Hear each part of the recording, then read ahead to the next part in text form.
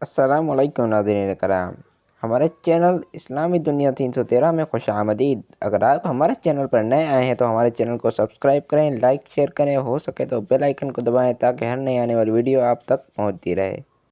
آج کا ہمارا موضوع ہے نکاح کو بری رسومات سے بچائیں، سنت نبوی صلی اللہ علیہ وآلہ وسلم کے مطابق نکاح کا عمل۔ نکاح ایک عبادت ہے جس کو لوگوں نے مصیبت بنا لیا ہے۔ علماء کرام نے لکھا ہے کہ دو عبادتیں ایسی ہیں جو حضرت آدم علیہ السلام سے شروع ہو کر قیامت تک بلکہ جنت میں بھی باقی رہیں گی، ایک ایمان، دوسری نکاح۔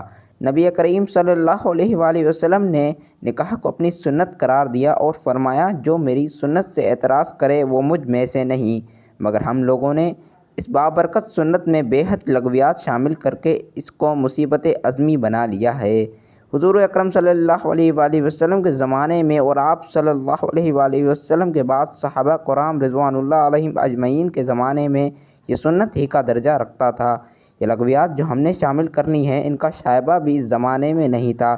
صحابہ کرام رضوان اللہ علیہم اجمعین کو جو عشق رسول صلی اللہ علیہ وآلہ وسلم سے تھا وہ کسی سے مخفی نہیں۔ حضرت عبد الرحمن بن عوف ایک مشہور صحابی عشرہ مبشرہ میں حضور اکرم صلی اللہ علیہ وآلہ وسلم کے جاں نثاروں میں سے تھے، مگر اپنی شادی میں حضور اکرم صلی اللہ علیہ وآلہ وسلم کو بلانا تو درکار خبر بھی نہیں کی۔ جب حضور اقدس صلی اللہ علیہ وآلہ وسلم نے ان کے کپڑوں پر صفرا کا کچھ اثر دیکھا، یہ ایک ایسی قسم کی خوشبو ہے جو اس زمانے میں شادیوں کے موقع پر استعمال کی جاتی تھی۔ اس کو دیکھ کر حضور اکرم صلی اللہ علیہ وآلہ وسلم نے دریافت کیا کہ یہ کیا ہے؟ کیا تم نے شادی کر لی؟ انہوں نے کہا جی حضور۔ تو حضور صلی اللہ علیہ وآلہ وسلم کا ارشاد ہے جو نکاح ہلکا پھلکا ہو وہ بہت مبارک ہے، مگر افسوس ہم نے اس مبارک سنت کو مشکل ترین بنا دیا۔ نہ معلوم کتنی نمازیں اس کی نظر ہو جاتی ہیں۔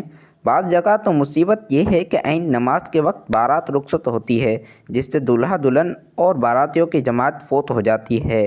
جس شادی کی ابتدا ہی اس نحوست سے ہو کہ نماز ہی نہیں پڑھتے تو اس کی منتہا پر آپس میں لڑائیاں، فتنہ و فساد جتنا ہو کم ہی ہے۔ علماء کرام نے لکھا ہے جو حمل اس صحبت سے ہو جو نماز کے وقت کی گئی ہو، یعنی اس سے نماز فوت ہوتی ہو، تو اس سے جو بچہ پیدا ہوگا وہ عاق بالوالدین ہوگا، یعنی والدین کو تکلیف دینے والا اور نافرمان ہوگا۔ اللہ تعالی ہماری اصلاح فرمائے اور ہم کو ہدایت سے نوازے، آمین یا رب العالمین۔